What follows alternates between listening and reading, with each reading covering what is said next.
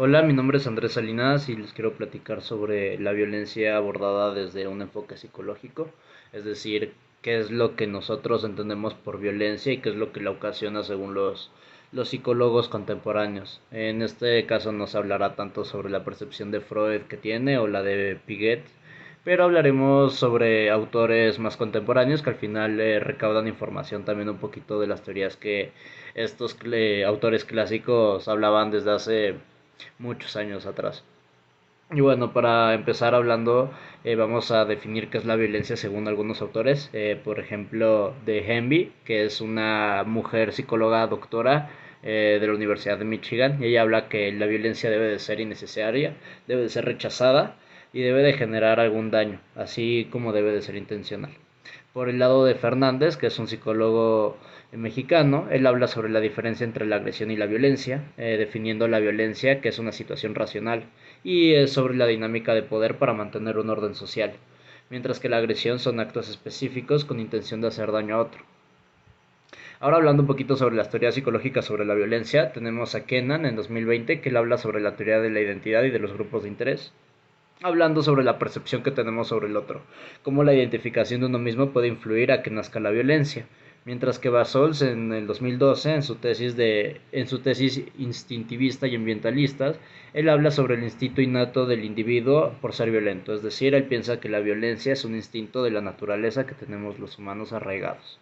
Mientras que Lam en 2019 él elabora la teoría de la desorganización social, donde habla sobre la falta de cohesión social y el deterioro de las estructuras comunitarias en áreas económicamente deprimidas que contribuyen a la violencia. Es decir, él piensa que justamente el ambiente donde nacemos, entre más carencias exista, es más propenso a que haya violencia por un asunto de necesidad y de desigualdades.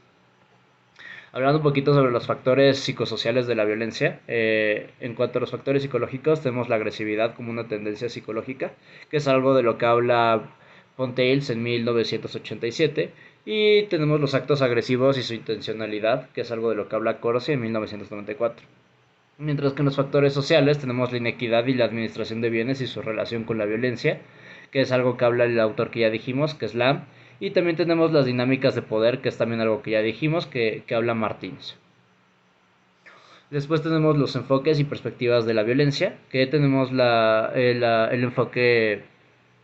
de psicología social y violencia, donde tenemos las contribuciones de la psicología social a la comprensión de la violencia, ¿no? La cual parte de tres puntos esenciales. La influencia de grupos e instituciones, que es decir, que la violencia puede surgir de dinámicas de poder.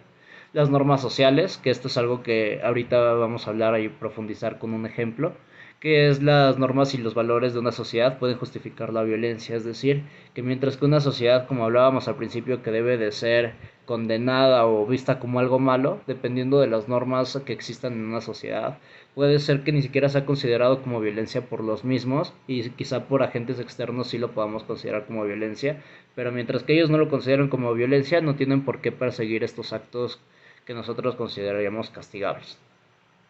Y tenemos las interacciones sociales que habla de esta idea de que el humano por simple interacción y los desacuerdos que pueden existir entre el humano y otro individuo de su misma especie puede dar espacio a que haya violencia.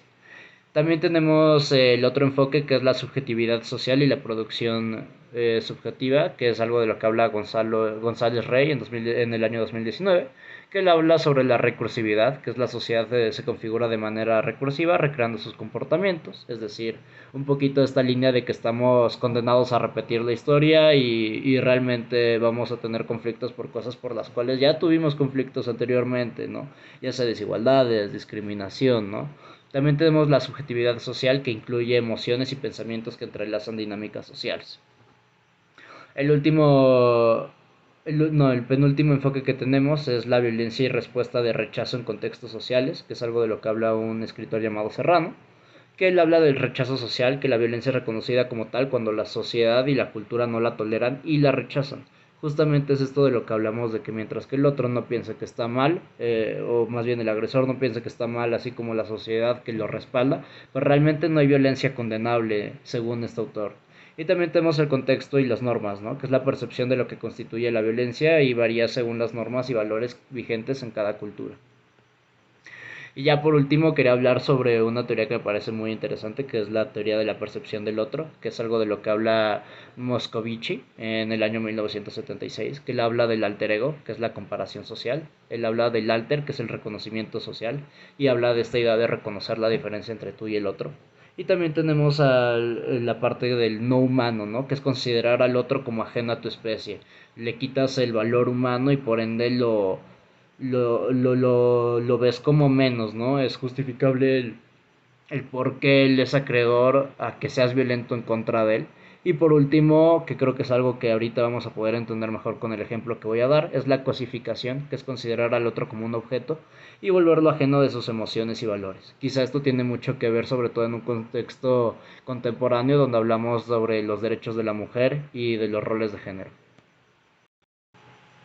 A continuación quiero citar una experiencia vivida, la cual describe Jan Saru, que es una ex maestra y líder cuáquer que vive en la ciudad palestina de Ramallah y que fue premiada por sus incansables esfuerzos a favor de la no violencia y su trabajo por el diálogo interreligioso. Ella critica mucho esta idea de la religión y cómo la religión ha sido en gran parte provocadora y hasta uno de los agentes que justifica la violencia que existe entre las sociedades. Y bueno, les voy a leer un poquito de lo que ella dice en un escrito en el 2004 llamado...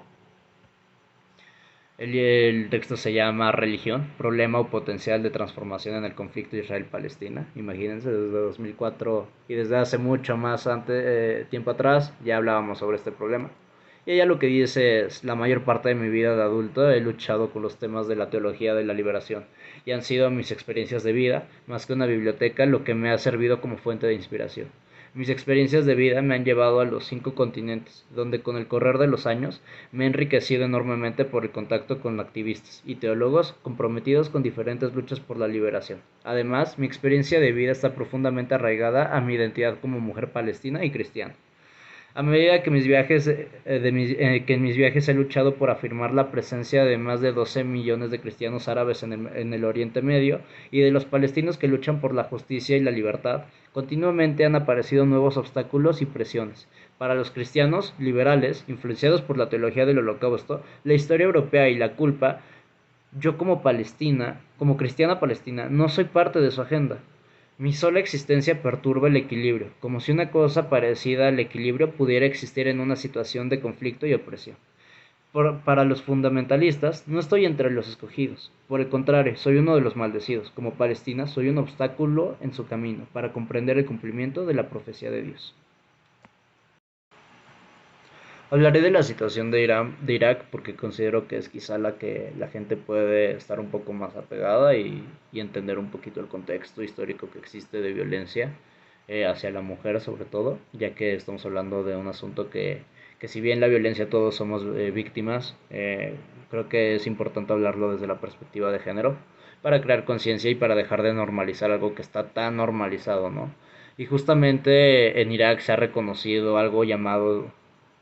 homicidios en nombre del honor que justifican la violencia hacia la mujer y los actos como homicidios hacia la mujer que en México serían considerados como feminicidios, que es un acto de odio hacia el género,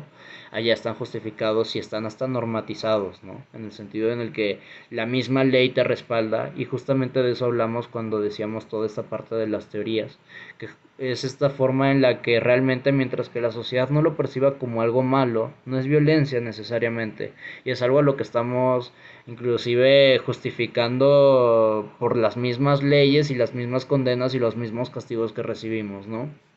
Entonces creo que tristemente o para bien o para mal, dependiendo de obviamente de la postura que cada quien tenga sobre la religión, creo que al final lo que estamos permitiendo es que se sea tolerante con el intolerante, en el sentido en el que permitimos que la violencia se justifique, ya sea por asuntos religiosos, por asuntos culturales, y pues al final esto lo único que genera es que genera represión y genera odio y genera desigualdades, ¿no? Lo único que atrae eso es que haya desacuerdos y como lo decían los escritores, el humano pareciese que está condenado a vivir en desacuerdo simplemente porque son humanos y porque no sabemos convivir el uno con el otro, cuando lo cierto es que quizá deberíamos de dejar de permitir que existan algunas corrientes que solo inciten o justifiquen la violencia hacia un grupo,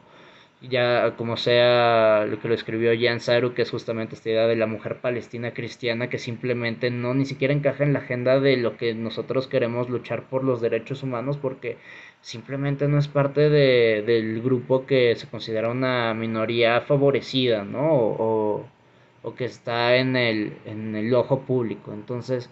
al final creo que de eso se trata este trabajo, de hablar justamente de la idea de dejar de ser tolerante con el intolerante y empezar a ver realmente por lo que importa, que es la unidad como sociedad y el permitir el libre desarrollo de cada uno de los integrantes. Sería todo. Muchas gracias.